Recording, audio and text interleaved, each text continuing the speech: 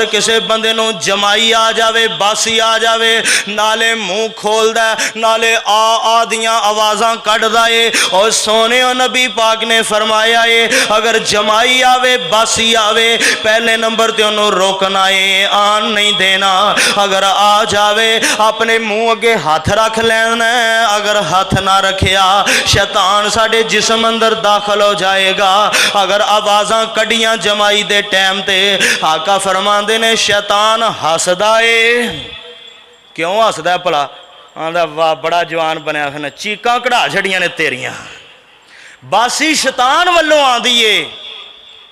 ते आका फरमांदे ने बासी आवे मुँह अगे हथ रखना, आ नहीं करनी, आवाज़ नहीं कढ़नी, बल्कि अपने मुँह अगे हथ रखना है ते शैतान पिंडे अंदर दाखिल हो जाएगा। की होवेगा?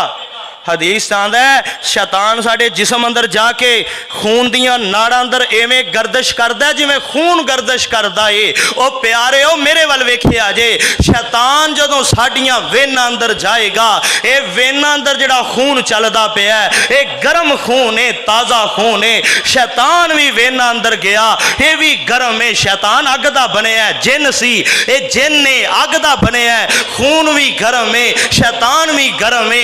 दो गर्म कट्ठे हो जाएंगे तो फिर बीमारियां ही लगनियां ने, और की होएगा?